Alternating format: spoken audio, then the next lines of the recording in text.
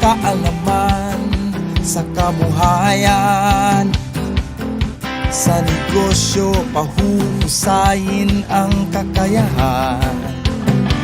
Angkop at bagong teknolohiya, subsidyo, patubig at infrastruktura. Siguradong pagkain sa buong bansa, masaganang ani, mataas na kita. Stasyon ng Bayan, tutulungan tayo na maghahatid ng tamang impormasyon balita. Stasyon ng Bayan, tutulong sa mamamayan. Ang Stasyon ng Bayan na may puso sa mamamayan. Stasyon ng Bayan na kakampi ng mamamayan. Stasyon ng Bayan na asintado sa serbisyo publiko. Balita Online.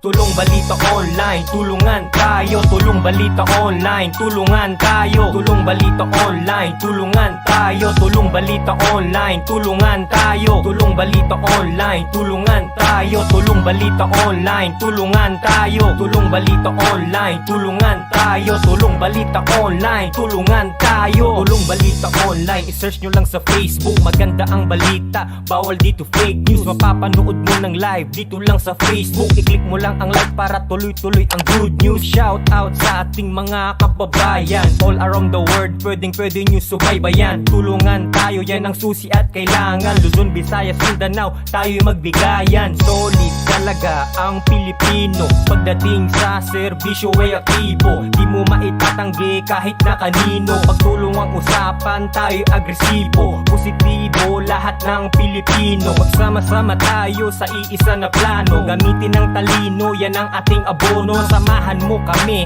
tulungan tayo. Kaya kung ako sa'yo, manood ka na kaibigan. Dito sa programang Tulong Balita Online, tulungan tayo, yan ang ating punchline. Maghahatid ng balita sa inyo through online. Tulungan tayo. Tulungan tayo. Tulungan tayo. Tulungan tayo. Tulong balita online, tulungan tayo. Tulong balita online, tulungan tayo. Tulong balita online, tulungan tayo. Tulong balita online, tulungan tayo. Tulong balita online, tulungan tayo. Tulong balita online, tulungan tayo. Tulong balita online, tulungan tayo. Tulong balita online, tulungan tayo. Tulong balita online, tulungan tayo. Tulong balita online, tulungan tayo. Tulong balita online, tulungan tayo. Tulong balita online, tulungan tayo. Tulong balita online, tulungan tayo. Tulong balita online, tulungan tayo. Tulong balita online, tulungan tayo. Tulong balita online, tulungan tayo.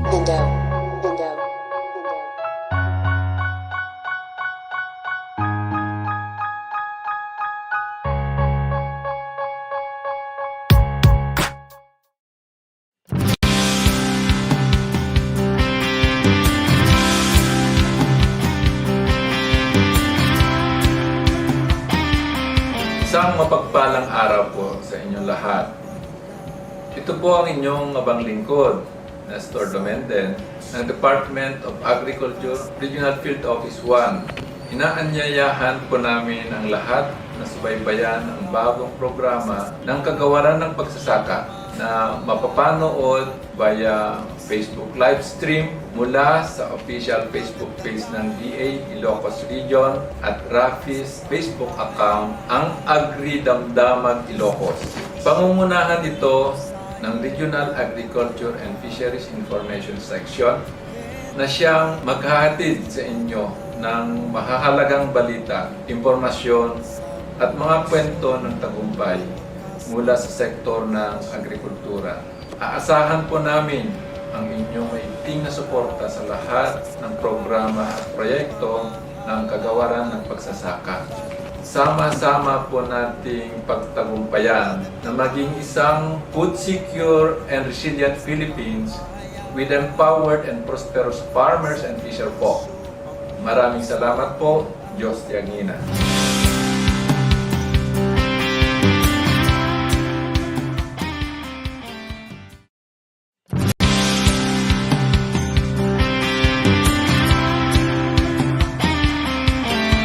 Kwento ng bagong pananaw sa produksyon, malakas ang kooperasyon. Katuwang ng mga magsasaka, pamahalaan at pribadong sektor. Dadagdagan ang kaalaman sa kabuhayan. Sa negosyo, pahuhusayin ang kakayahan. Angkop at bagong teknolohiya, subsidyo, patubig at infrastruktura. Siguradong pagkain sa buong bansa. Masaganang ani, mataas na kita.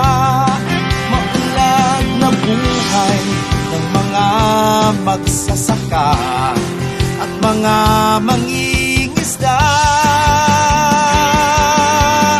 Siguradong pagkain sa buong bansa. Masaganang ani, mataas na kita. Maunlad na buhay ng mga magsasaka at mga mangingisda. Siguradong pagkain sa buong bansa. Masaganang ani, mataas na kita. Maunlad na buhay ng mga magsasaka at mga mangingisda. Siguradong pagkain sa buong bansa. Na nakakatutok na naman po dito po sa ating programang Agri Damdamag Ilocos. Makakasama niyo po muli kami dito sa programa na sa loob po ng isang oras mula alas 2 ng hapon hanggang alas 3 po ng hapon. At ito po ang inyong lingkod, Pearl Love Din Dakuwag. At ito naman po ang inyong kaagri, Eva Agustin. Sabayan po tayong napapanood sa mga Facebook pages ng Rafis Ilocos Region, ng DA Ilocos Region at syempre ng Tulong Balita Online. At syempre ito pong programang ito, Agri Damdamag Ilocos, ay hatid pa rin po sa inyo ng Department of Agriculture Regional Field Office 1. At syempre, tayo po dito sa DA Regional Agriculture Fisheries Information Section. Naghahatid po kami sa inyo ng mga pinakabagong informasyon, programa, proyekto, mga teknolohiya na inihahatid po namin dito lamang sa Department of Agriculture. At syempre ka-Agri Eva, marami tayong inihandang mga balita o mga agri-damdamag ngayong araw. Una po sa lahat, mamaya bibigyan po namin kayo ng update tungkol po sa pagbubukas muli nitong ating kadiwa dito po sa Department of Agriculture. Talagang magandang balita yan, ka-Agri Pearl. Dahil sa matagal na panahon po, ay hindi po natin nabuksan itong kadiwa natin dito mismo sa ating pong opisina. Pero sa ngayon, mayroon pong magandang balita ang ating pong Agribusiness and Marketing Assistance Division dahil muling magbubukas na po ang ating pong kadiwa. Oo, Kadiwa Market dito sa DA. Ano? At syempre mamaya bibigyan din po namin kayo ng update tungkol nga po dito sa test or onion test infestation na nanalasa po o tumama sa ating mga onion farms sa lalawigan po ng Pangasinan. At sa ating pong panayam sa mga farmers, sa mga retailers, sa mga suppliers po ng sibuyas dito po sa ating rehiyon, aminado naman po sila na nagkukulang nga itong supply. Pero ang magandang balita dito, ka-Agri Eva, kahit na nagkukulang ang supply at medyo mas mahal, ika nga, kung ikukumpara sa mga nagdaang mga taon, ang presyo ay mas gusto pa rin or mas prefer pa rin ng ating mga consumers ang native or local na sibuyas. Siyempre naman, kasi alam natin na talagang yung kumbaga amoy ng ating sibuyas, ka-Agri-Pearl, kakaiba pa rin doon po sa mga production sa ibang bansa. At maliban dyan, ano pa ang ating tatalakayin? Siyempre, makakasama rin po natin ang ating pong focal person of the High Value Commercial Crops Development Program na si Mr. David John Rondal, at siyempre ang ating pong head of the Regional Crop Protection and Management Center na si Ma'am Maribik Begonia, upang ipaliwanag po sa atin kung ano na yung mga ginagawa nila sa kanila pong mga opisina tungkol naman po dito sa mga nangyayaring infestation, onion infestation sa mga lugar ng Pangasinan, La Union, and Ilocos Sur. Sa Ilocos Norte, ka-Agri-Pearl, medyo wala pa po silang nai-report na pest infestation sa onion sa kanilang lugar. Oo. At mamaya ka-Agri Eva, bibigyan din tayo ni Ma'am Mavic ng edukasyon or information dito sa mga peste na nanalasa sa mga sibuyas dito sa Region 1. Hindi lang po iisa kasi ang naitala sa mga taniman ng sibuyas, lalo na po sa bayan ng Bayambang at iba pang mga bayan na affected ng infestation. Si Sir David John Rondal naman po ay isi-share po niya sa atin kung ano na yung ginagawa ng SDCDP program para po matulungan yung ating pong mga apektadong farmers dito po sa onion infestation. At syempre related dyan ka-Agri Eva, tulong, dahil nga nabanggit mo na itong tulong, may special din tayong guest mo. Siyempre, punong-puno na naman po tayo mamaya mga kaibigan ng ating pong mapapag-usapan, kasi mamaya po makakasama rin po natin ang representative ng ECPC dito sa Pangasinan and La Union.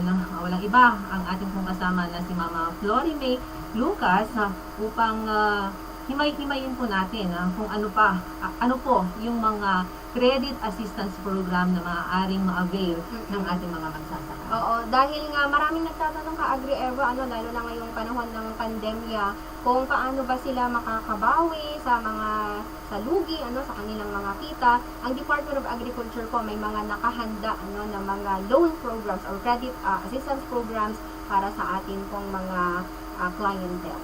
Yan. So, sana nga po ay nakatutok po kayo hanggang sa huli nito pong isang oras na ating programa.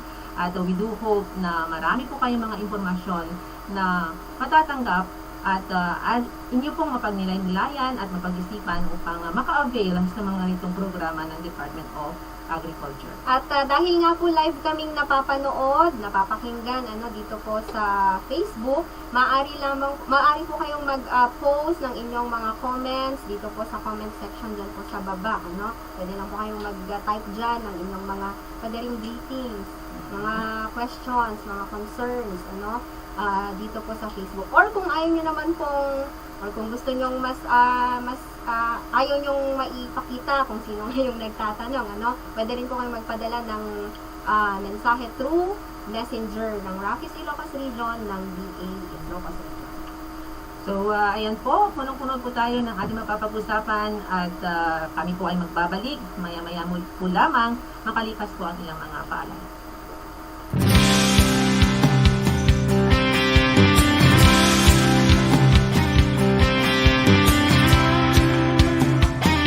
Very thankful po kami kasi meron po yung ginawa ng DA na Kadiwa Market, kasi malaking tulong po sa amin, lalo na po sa akin na ang asawa ko isa frontliner, so hindi po kami nakakalabas ng market at mahaba ang pila. So dito po sa Kadiwa, mas madali pong bumili ng mga kailangan namin, and they're very friendly, and in terms po sa prices, napakamura po.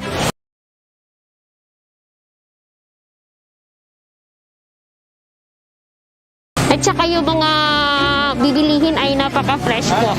So, isang thumbs up po para sa DA natin. Thank you po.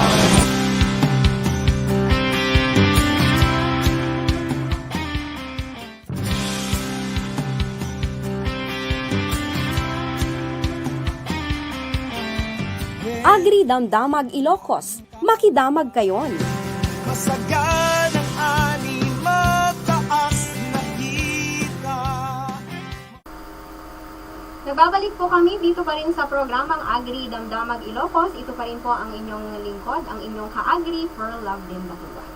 Ito naman po ang inyong likod, si Eva Agustin. Ayan, so gaya nga ng nabanggit natin kanina, ka-Agri Eva, ano, tungkol sa kadiwa. Alam mo ba, isa ako sa mga excited. na, Parehas lang tayo. Oo, kasi alam nyo ba na itong Kadiwa Market, itong ating mga Kadiwa retail centers, tama ba? Kadiwa on Wheels at iba pa dyan, ano? Malaking tulong po talaga, lalo na sa mga mamimili, ano? Tulad ko na hindi naman laging maraming time para magpunta sa market.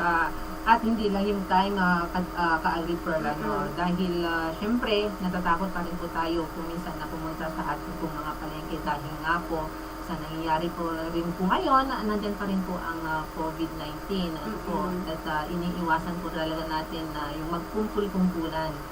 So napakalaking tulong talaga itong pagbubukas muli ng ating pong Kadiwa Center dito po sa Department of Agriculture. Oo. So, nung bago tayo dito, ano ba yung mga favorite mong bilhin ka-Agri Eva sa Kadiwa? Halos lahat naman, ano, Sa amin. kasi yung ating pong Kadiwa ay nag-o-offer ng mga iba't ibang preskong gulay. Mayroon din po yung mga isda, karne ng baboy at karne ng manok. Meron din pong mga condiments. Yeah. Yung mantika, Oo, bagoong bagoong, patis, halos lahat po ng mga pangunahing kailanganin po natin sa ating pong araw-araw na pamumuhay, ino-offer po yan ng Kadiwa. At take note, ka-Agri Pearl, mababang presyo lamang ang mga iniaahay po nila. Oo. Maliban sa mababa yung presyo, fresh na fresh. Ano, dahil nga fresh produce po ito ng ating mga partner na farmers, ng mga fisher po. Kailan ba mag-uumpisa, mag-start? Ayan, dahil nga natanong mo, ano, at ayon nga sa Agri Business and Marketing Assistance Division, sa buwan na po ng Marso, sa March 8, mag-open or magbubukas muli itong ating Kadiwa dito po sa Department of Agriculture Regional Field Office 1. Ngunit may limit yung time, you know? Hanggang 8 o'clock hanggang 12 noon. So hindi na hanggang hapon. Pero titingnan po natin, baka may mga pagbabago pa rin. Kasi next month pa naman yan. Pero abangan na lang po ninyo ano, yung mga further announcements po namin kung kailan. Kasi ito pong ating Kadiwa dito sa DA, open siya sa public. Siyempre, hindi natin kakalimutan na ka-Agri Pearl, yung mga gusto pong mag-supply naman ng kanilang mga produkto, yung ating pong mga farmers dyan, maaari lamang po kayong makipag-ugnayan sa aming pong mga kasama from the Agribusiness Marketing Assistance Division, at para maipaalam po sa kanila na meron po kayong maaaring isupply ng mga gulay, prutas, o anuman po na pangunahing pagkain para po mai-offer or pwedeng maibenta dito po sa ating Kadiwa. Ayun. So, gaya nga po ng sinabi ni Ka-Agri Eva, makipag-ugnayan lamang po kayo, ano, lalo na yung ating mga magsasaka, yung mga nagtatanim dyan ng kanilang mga gulay, kung gusto nyo pong magbenta through Kadiwa, makipag-ugnayan lang po kayo dito sa Department of Agriculture.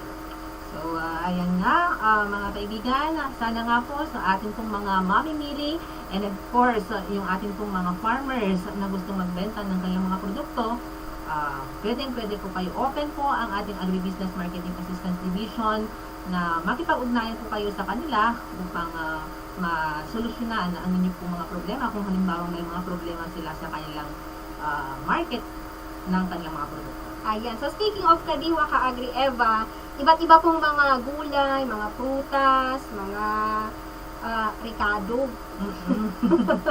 Ang binebenta, ano? At syempre, maliban dyan, may mga spices po na binibenta rin sa Kadiwa. Isa na dyan ang onion, ang ating sibuyas na susunod po sa aming topic mamaya. Dahil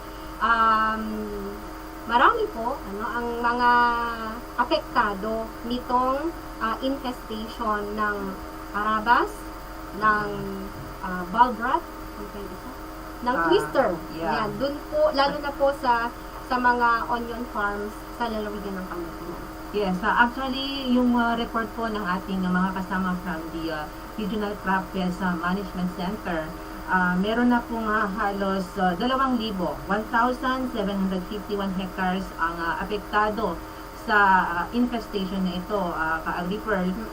Of the total, 4,191 hectares na natamnan po ng lasuna dito po sa Ilocos Region, halos 41% na yung talagang apektado ka-Agri-Pearl. So medyo nakaka-alarma na nga rin po yung infestation na ito. But definitely, ang Department of Agriculture po ay hindi po nagkukulang. Ginagawa po niya ang lahat ng kanyang mga kakayanan upang matulungan ang ating pong mga farmers na affected dito po sa infestation nito. At ang good news dyan, ka-Agri Eva, ay agad namang naagapan, lalo na sa mga taniman, lalo na nitong taong 2021, nung talagang na-confirm na marami ng mga apektado, agad namang naagapan doon sa iba. Pero ayun nga lang, marami pong apektado. At sa atin pong paglilibot sa market, ayon sa ating mga mga vendors, yung mga umaangkat pa ng kanilang mga produkto, ay nagkukulang talaga itong supply doon sa particular na lugar na kanilang pinagkukunan dati. Pero ang maganda dyan, may ibang sources naman dito sa Region 1 at sa ibang mga probinsya. So ngayon po, bibigyan lamang po namin kayo ng update or yung panayam po natin sa ilang mga vendors and consumer sa San Fernando Public Market.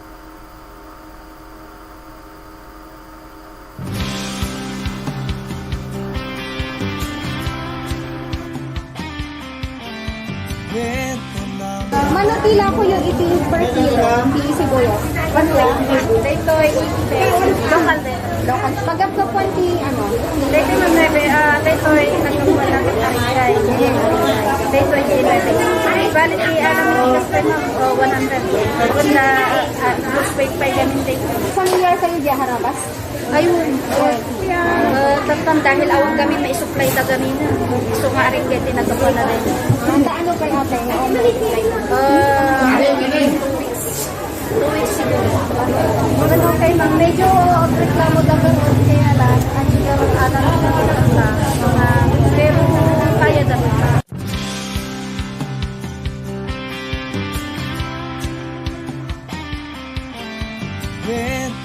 Sabi laku ka dati mo ke 50. Ang gabenta nalala ka ba si Daro? Dati lang mo ko sa kapulong ni. Wala yung mina mo. Hindi ka dati 25 lang man tikas pwede. Sana 50.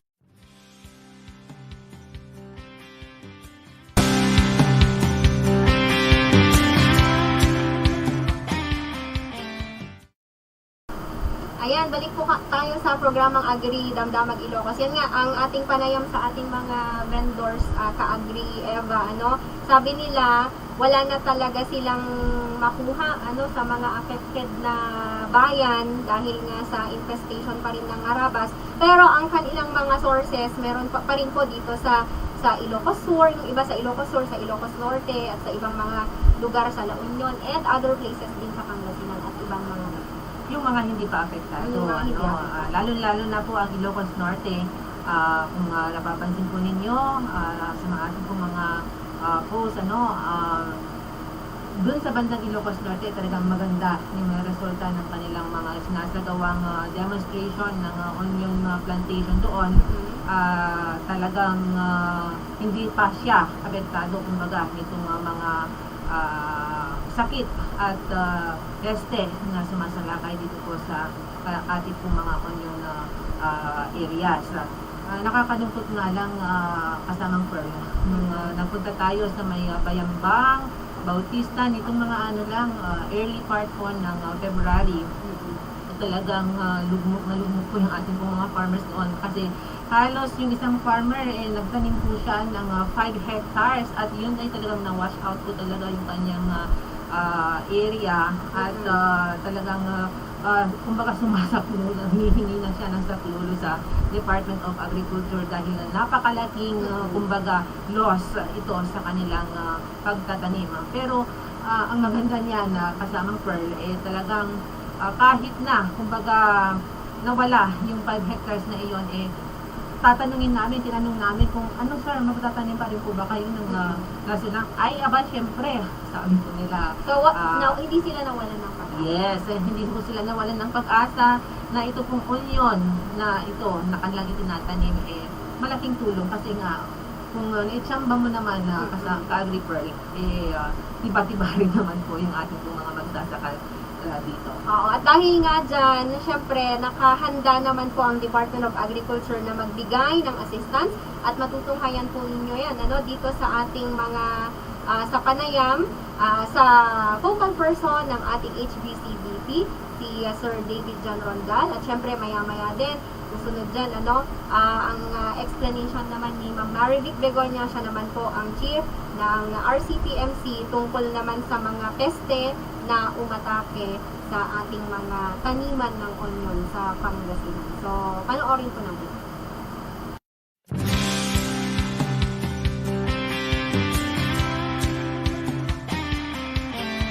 Kwento ng bagong pananaw. Meron pong isang municipality po natin na nakapagdeklara po ng state of calamity. Ito po ang Municipality of Bayambang, Pangasinan. Kami po yung nalulungkot kasi unang-una hindi na namin tinaman ng palay at nakipagsukol po kami sa sibuyas. Kasi last year, halos namamang mga nagsibuyas kaya ngayon lumawang ang sibuyas. Kaya bihira po ang makita nating mais, ma'am. Ako yung napuron dito mo. Pero okay lang, tatanggapin natin, yan ang mayroon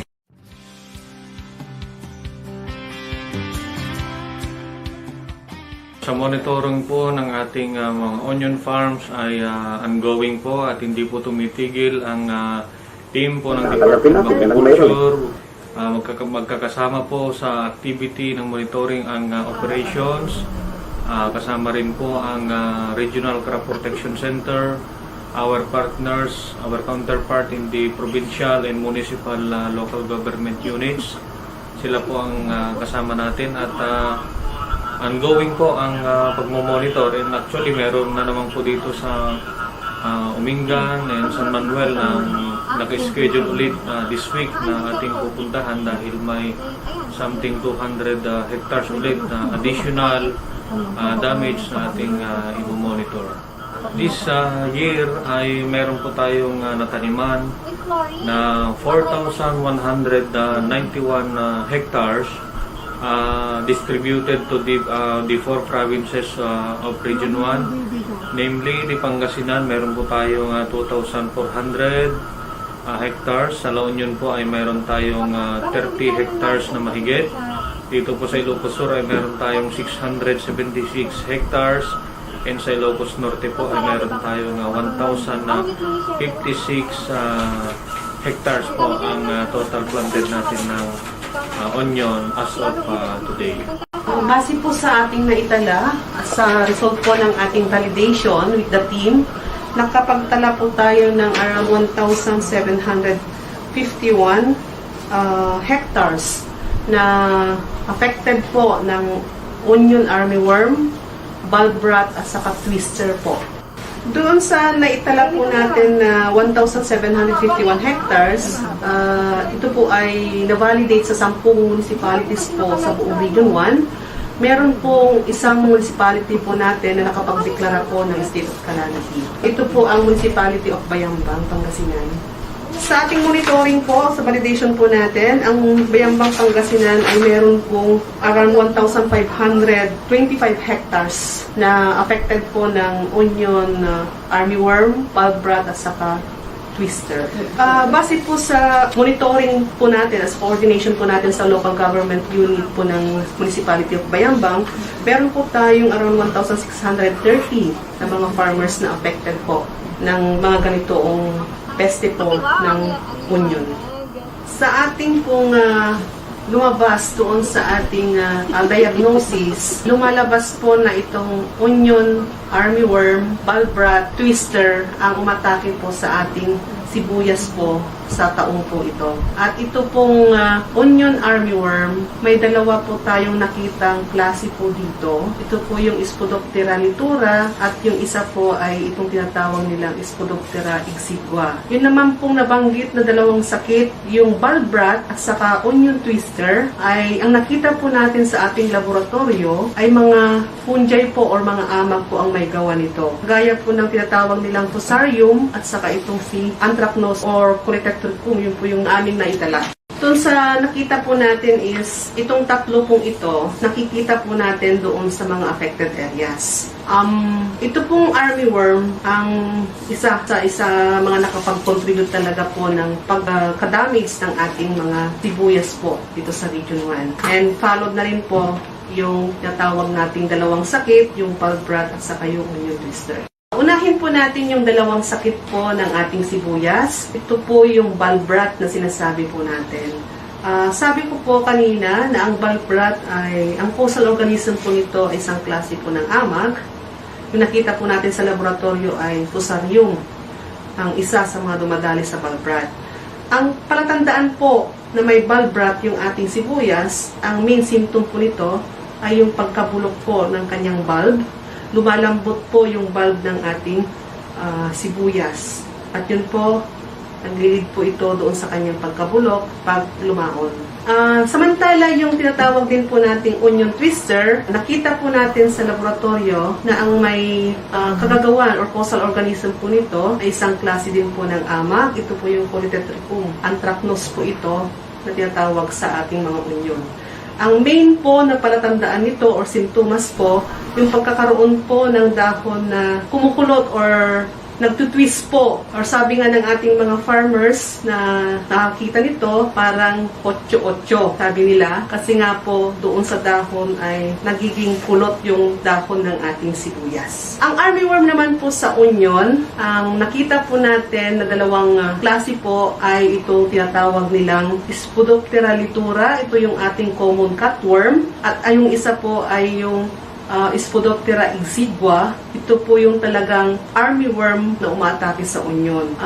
Pero dalawa po silang umatake ngayon sa mga kasibuyasan po natin sa Region 1. Nakita po namin na sa dalawa pong klase ng arabas, mas marami po itong si Spodoptera exigua. Kung titignan po natin ang kanilang palatandaan, halos magkaparehas nga po kasi kung tutuusin, defoliator po talaga ang mga ito. Out of this mahigit na 1,000 hektarya na nasira po itong sakit at itong armyworm, at meron kasi tayong inaasahan na 9-point-something metric ton sa kada hektarya. Pero actually, depende sa variety yan. Pero across variety, 9-point-something metric tons.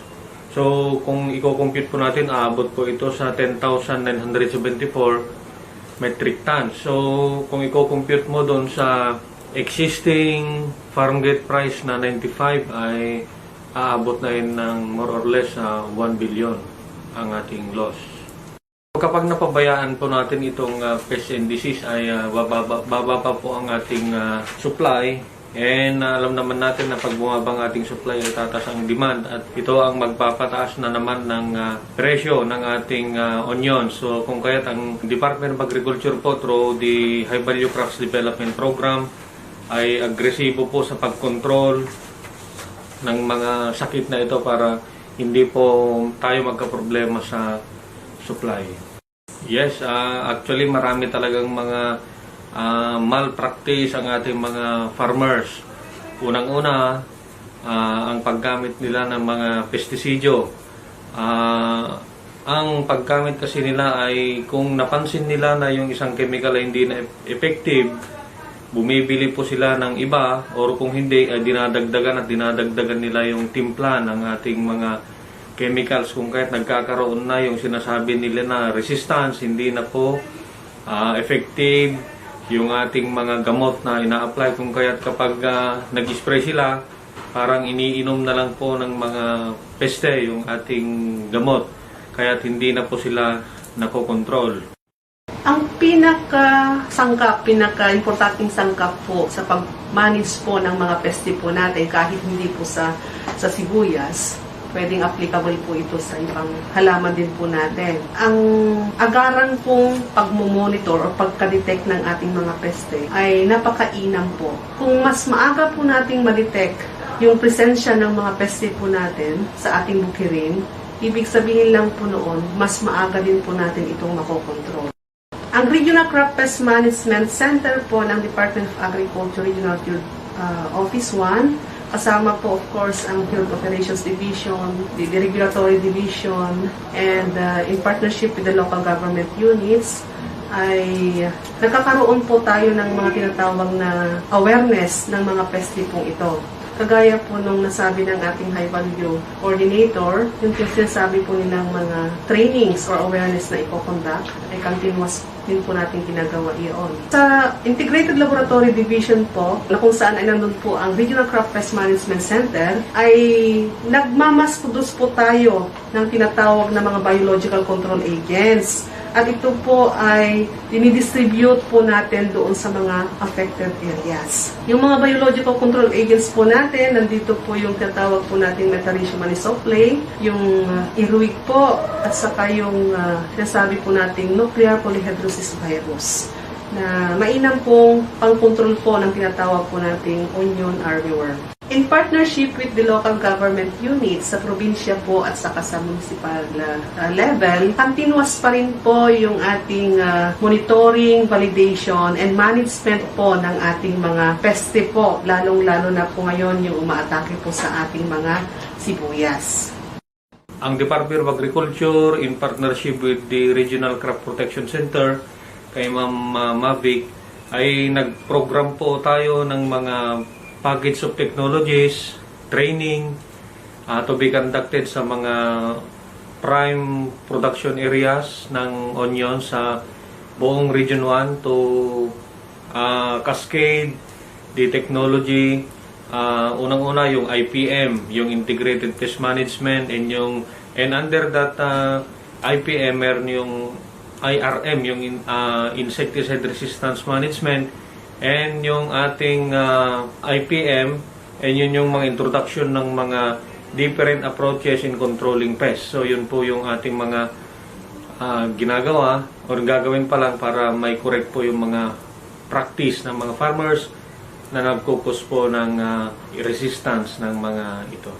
Unang-una siguro, dapat maging aware ang mga local government units sa mga listahan ng mga controlled o yung mga ipinagbabawal na mga klase ng mga gamot na ginagamit ng mga farmers natin para i-control ang mga ito, at magkaroon sila ng ordinansa na ipagbawal ang paggamit sa mga ito at magpataw ng karampatang kaparusahan sa mga lalabag. At unang-una sa mga onion farmers natin, para sila po ay sumunod, ay dapat bigyan po sila ng incentive para sumunod po sila sa mga anumang ordinansa o patakaran na ating i-implement.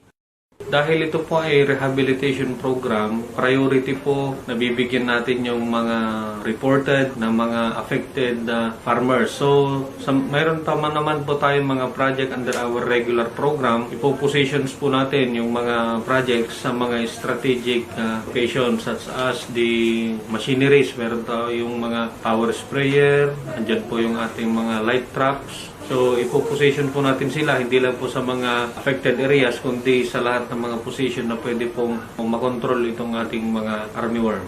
Under the High Value Crops Development Program ay wala po tayong loan program, pero meron din po tayong loan program under the ACPC. So, pwede pong lumapit lang po ang ating mga onion growers sa ating opisina para maibigay po sa kanila yung complete details and yung mga documents na kanilang ibibigay. Meron po kayong ma-avail na insurance kapag kayo po ay nag-apply o in-apply po ninyo ang inyong crop sa PCIC or Philippine Crop Insurance Corporation. So, ini-encourage po namin kayo na mag-apply po ng inyong insurance. For this time, ma'am, na wala pa po yung ating proposed na rehabilitation plan, ang immediate intervention na ibibigay natin sa mga farmers ay yung mga planting materials ng other commodities such as the various vegetable seeds, yung mga pinakbet commodities. Bibigyan natin sila ng mga various seeds para may tanim nila at ma-compensate yung mga loss nila sa onion. And meron po tayong inilaan na worth 68 million na rehabilitation program sa mga affected growers. So ito po yung pambibili natin ng onion seeds, various inorganic fertilizers, botanical insecticides, and some chemical insecticides na alam natin na effective to control armyworm. Number 1 po ay dapat maki-join po kayo sa farmers organization dahil lahat po ng program ng Department of Agriculture ay through association. So madalang na lang po yung mga support na naibibigay sa mga individual. So you are encouraged, the farmers are encouraged to unite, to organize association, and kung pwede, kung able po kayo ay mag-register po kayo sa Security and Exchange Commission, kung kayo po ay association, kung cooperative, sa Cooperative Development Authority naman po, para kayo po ay maging qualified to avail sa mga mas malalaking mga intervention such as machineries. Nandyan po yung ating mga traktora, multi-cultivator, and others. Unang-una, yun pong ating Certificate of Registration ng SEC or CDA, Certificate of Good Standing or Certificate of Compliance, and your letter of intent, endorsement letter po ng ating local government units, and sa municipal and provincial. Also with the list or profile ng ating association, so nandyan po yung listahan ng mga members. Andyan po yung area kung gaano po kaluwang yung inyong sakahan. So yan po ay dapat certified po ng ating municipal agriculturist. And number 1 po na huwag niyo pong kakalimutan na mag-register o mag-enroll po dito po sa ating RSBSA.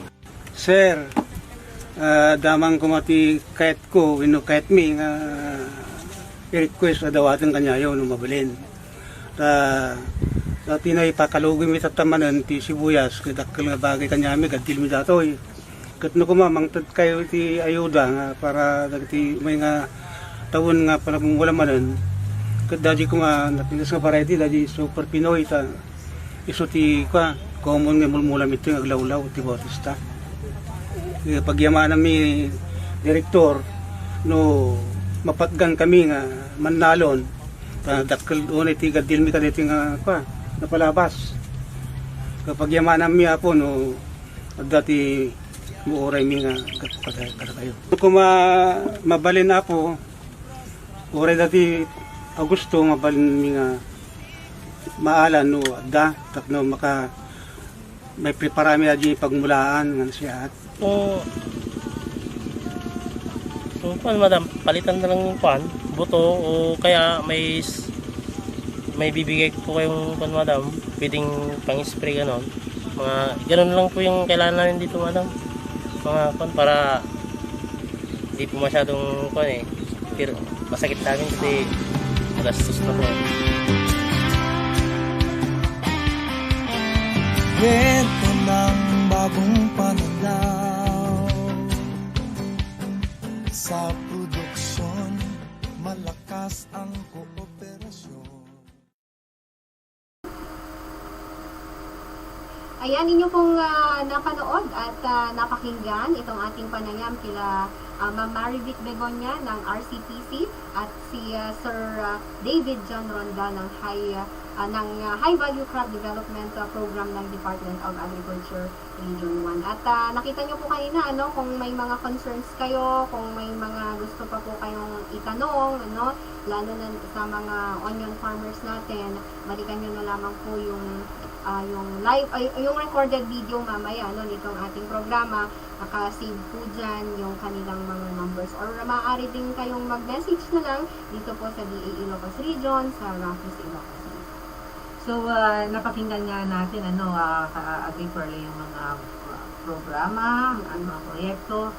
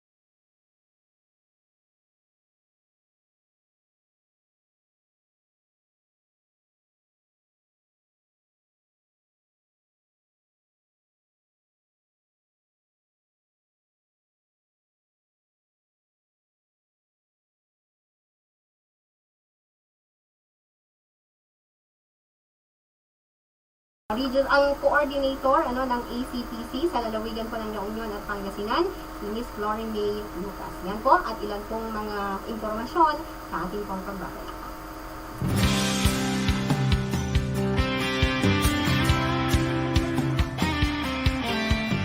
Agri Damdamag Ilocos, makidamag kayon.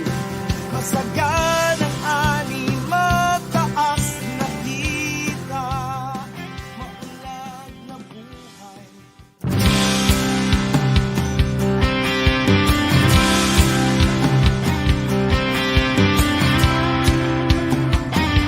Pagyaman kami, ti DTI, KNDA, tayo mayo inted, and yasidag, dito groceries, kana panaglakuan iti vegetable, dito baryo may nga sinapangansor.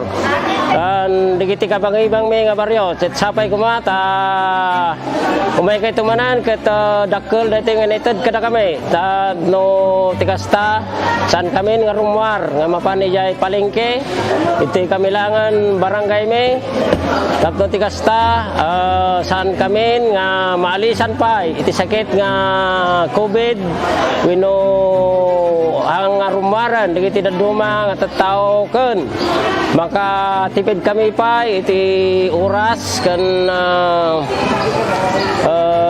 kanito nga apami ruruar ijay papanme ijay palengke kata pagyamanan mi mat kada kami nga aglaklako da kami nga vendors ta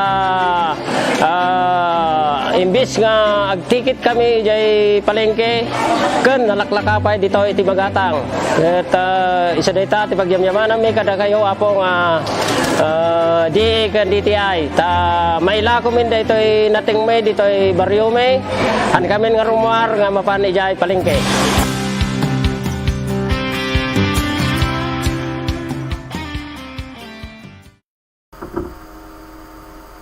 Nagbabalik po tayo sa programang Agri Damdamag Ilocos at syempre kami pa rin po ang inyong mga lingkod, ang inyong ka-Agri Pearl Love din Napuwag. At ito naman po ang inyong lingkod, si Eva Agustin. Ayan, at susunod po na ating matutunghayan, itong mamaya lamang habang sineset up pa po ang ating interview kay Miss Florin May Lucas. Ito pong ating mga credit assistance program para sa mga apektado or mga farmers, mga fishers, at ating mga agripreneurs na apektado ang kanilang pamumuhay sa panahon ng pandemya. Opo. Mamaya po makakasama natin si Ma'am Florin May upang idetalya po sa atin kung ano-ano yung mga regulasyon. Siyempre, pautang po yan. Dapat meron po tayong pinakailangan na regulasyon na dapat masunod nang sa ganun ay mas maganda po yung smooth implementation po yung ating pong mga programs and projects, lalo na nga po ito ay pautang. So, dapat po yung ating pong mga farmers po dyan na gusto pong maka-avail dito pong mga programang ito ay tumutok at makinig dito po sa ating programa. Ayan. So, ngayon nga po, live na po nating makakapanayam. Kasama po natin dito sa ating programa si Miss Florin May Lucas ng ACPC. Magandang hapon, Miss Florin May.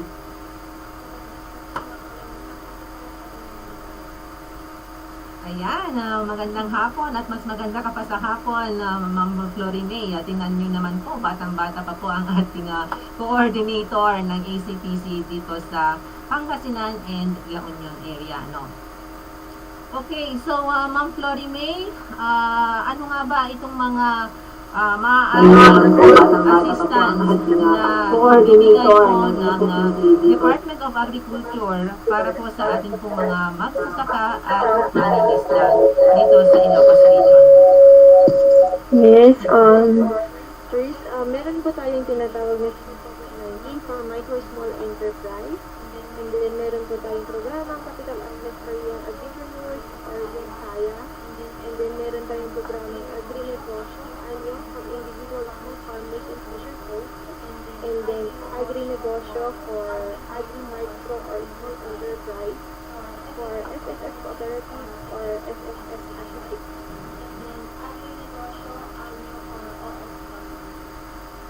Talaga naman na Ma'am Flory May, napakarami po yung mapagpipilian po ng ating pong mga magsasaka. Ang nila pong mga magsasaka po pala, ano po? Magsasaka, mangingisda, mga negosyante, mga young entrepreneurs. Ayan po, kumpleto na. Oo nga po. So, Ma'am Flory May, uunahin natin yung Expanded Sure Aid and Recovery Project. Ano po? Sino-sino yung maaari maka-avail nito at ano yung magkano yung maaaring mautang ng ating pong mga interesadong magsasaka dito?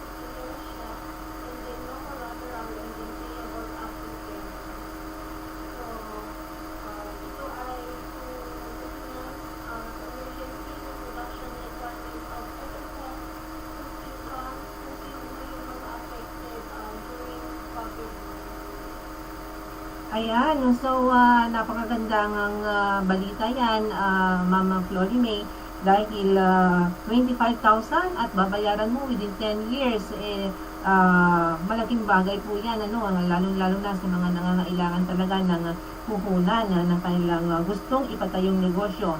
Siyempre, itong negosyo ba nila na maipapatayo, Ma'am Flory May, related din ba sa agriculture or any negosyo na gusto nilang ipatayo? Okay, so agri-fishery related, ano po?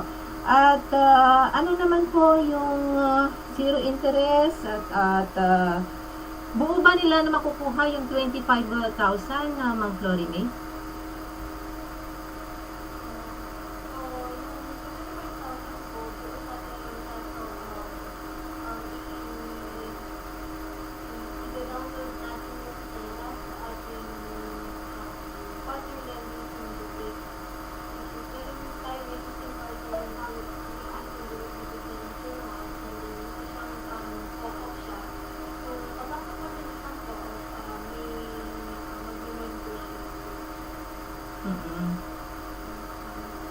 So, yung, meron po bang, di ba 25,000 yung makukuha rin nila, pag nakuha nila na yung buong 25,000 po na iyon, di ba may mga processing fees, kumbaga ang dadaanan ng ating pong mga dokumento. So, hindi buo na 25,000, kumbaga, dapat i-explain natin yon sa ating pong mga mag-a-avail nito, Mama Flory May.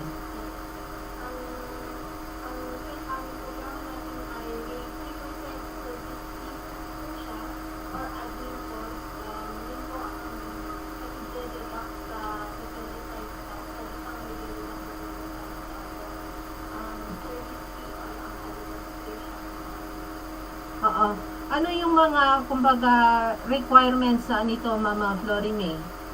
Meron ba silang kinakailangan mga documentary requirements para maka-avail nitong pautang na ito ng ECPC?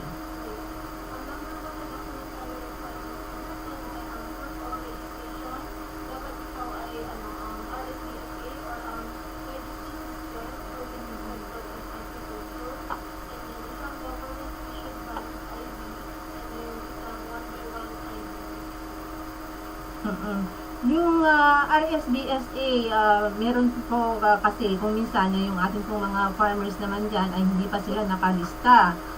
Kumbaga, parang hindi pa sila nagpunta doon sa kanilang mga munisipyo para magpalista doon sa RSBSA. Pero gusto nilang maka-avail dyan sa programa na iyan at magpapalista sila sa kanilang mga munisipyo. Pwede bang ganon, Ma'am Flory May? Unang-una pa ma'am, dapat magpa-register muna sila sa kanilang munisipyo, sa agriculture office, bago sila maka-apply sa programa natin dahil yun ang DA Inclusion Protocol natin. So, paano yung pagbibigay natin doon sa proceeds na uutangin nila? Is it through ATM or paano yung pagbibigay natin sa uutangin nila, Ma'am Florimay? Meron tayong lending conduit, cash po yun na binibigay sa So, kailangan ng face-to-face doon sa magpapautang. Ganon po. Ayan. Miss Florimay, relative ito no sa ating naunang topic kanina, yung mga affected ng pest infestation sa Bayambang, Pangasinan, yung mga magsasaka ng onion. Kahit saan ba doon sa mga available na mga credit programs natin, pwede silang mag-avail or meron lang specific na programa para sa kanila?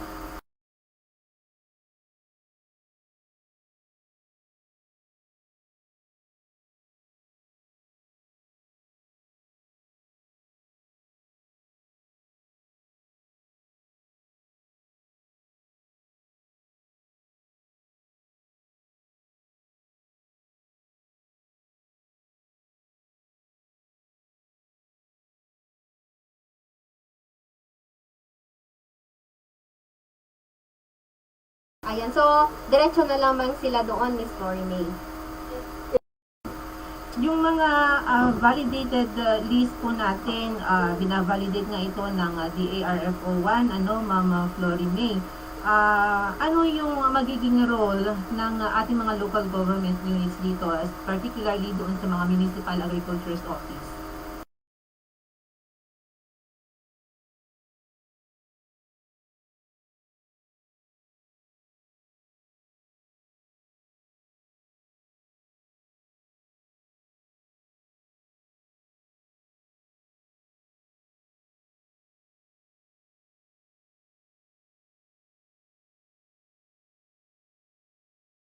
So, paano naman yung scheme ng kanilang pagbabayad nito, Ma'am Florimay? So, yung sa 25,000, payable sa up to 10 years. And, depende kasi sa pag-uusapan ng lending conduit, depende sa pag-agreement nila. Kung gusto nilang bayaran every cropping matapos yung harvest season ng every cropping, pwede din po yun. At kung gusto nilang bayaran every month, pwede din po yun. Mag-down, kumbaga. So, malaking bagay po ito, malaking tulong po ito sa ating pong mga magsasaka. At sana yung ating pong mga magsasaka magbayad naman, Ma'am Florimay. Kasi yan po minsan ang sakit ng ulo natin. Dahil kung nakautang na tayo, parang nakakalimutan na natin magbayad, Ma'am Florimay. Okay, so yan nga po ang ating Expenditure Aid and Recovery Project for marginalized small farmers and fisher folks. So, yun naman pong Expenditure Aid and Recovery Project for agri-fishery-based micro and small enterprises naman na Ma'am Florimay. Sino naman po yung mga eligible farmers or individuals ang makakaaring maka-avail po nito? Yes. So, yun nga. Sino ba yung mga eligible farmers na pwedeng makasiran? Pwede po ang sa agri-negosyo, pwede po yung individual or sole proprietors, partnerships, corporations, and cooperatives whose owners or members are marginally small farmers and fishers po. And then yan ulit, borrowers, yung mga borrowers po, dapat registered sila sa RSPSA or dun sa FACES, tinatawag natin Farmers and Fishers of Enterprise Development Information System. Magkano naman ang maaaring makuha nitong mangutang ng ating pong mga agri-fishery-based micro-enterprises owners? For micro-agri-based enterprises, up to 300,000. 0% po siya, payable po siya in 5 years. So, dito sa Ilocos region, Ma'am Florimay, meron na po bang nag-apply dito?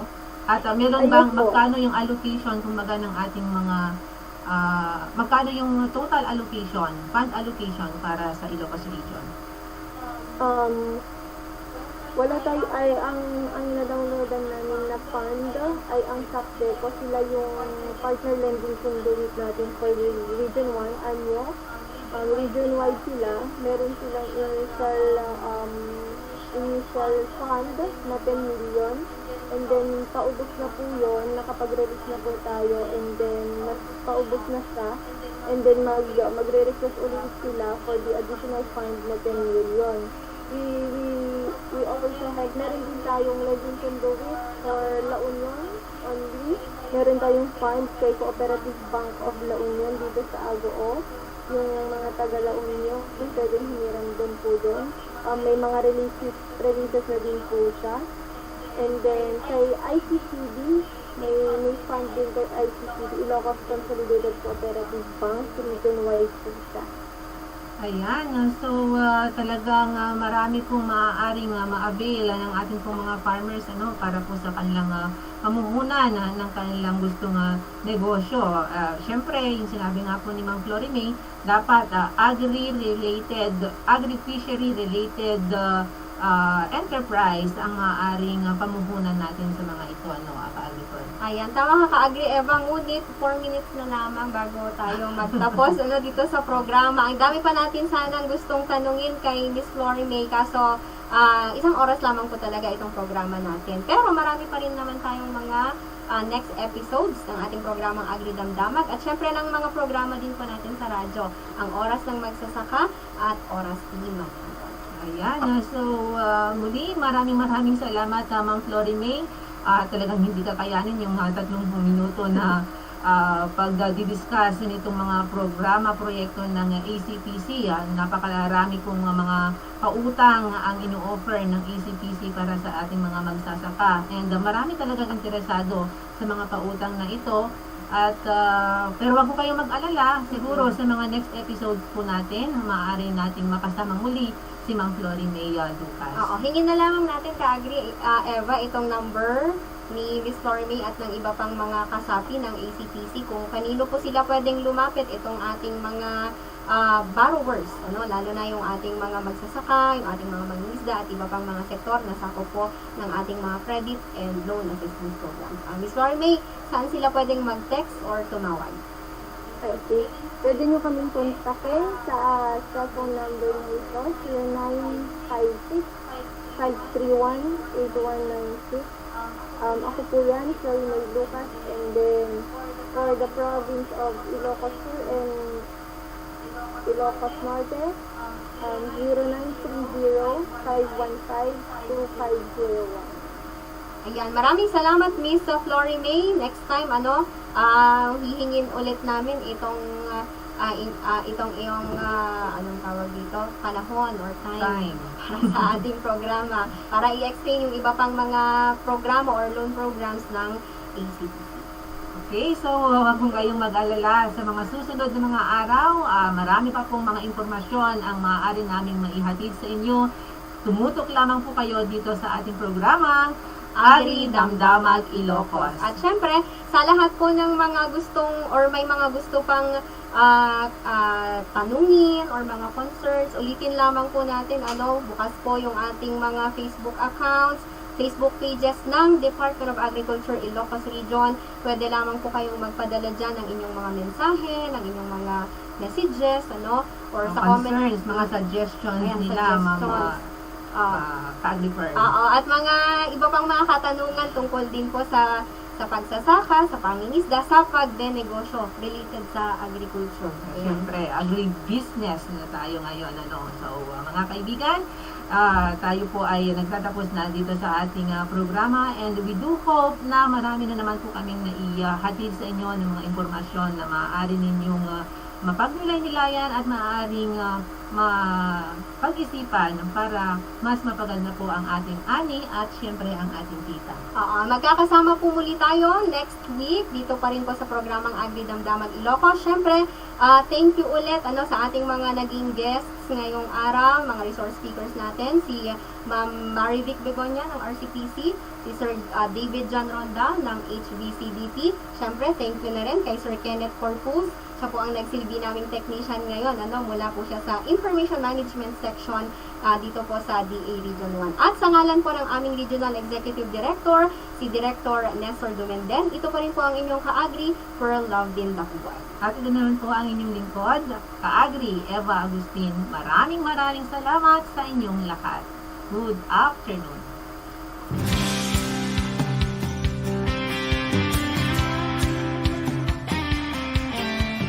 Agri Damdamag Ilocos, makidamag kayon.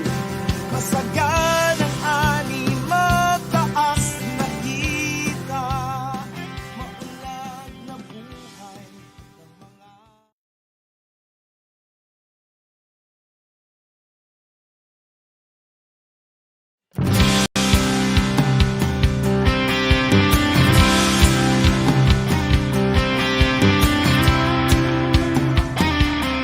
Isang mapagpalang araw po sa inyong lahat.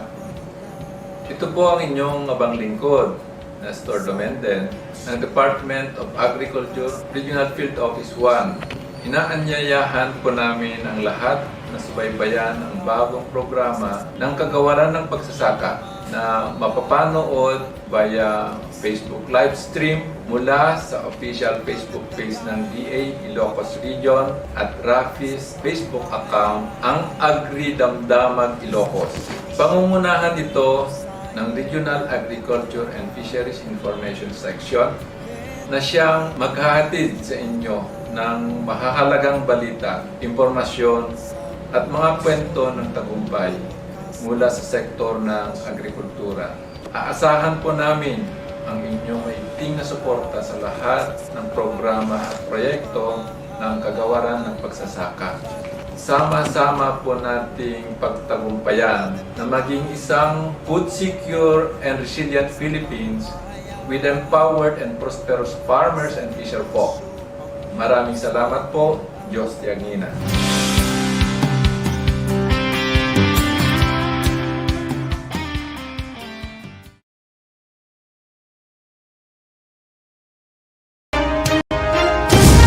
Stasyon ng Bayan, tutulungan tayo na maghahatid ng tamang impormasyon balita. Stasyon ng Bayan, tutulong sa mamamayan. Ang Stasyon ng Bayan na may puso sa mamamayan. Stasyon ng Bayan na kakampi ng mamamayan. Stasyon ng Bayan na asintado sa serbisyo publiko. Balita Online.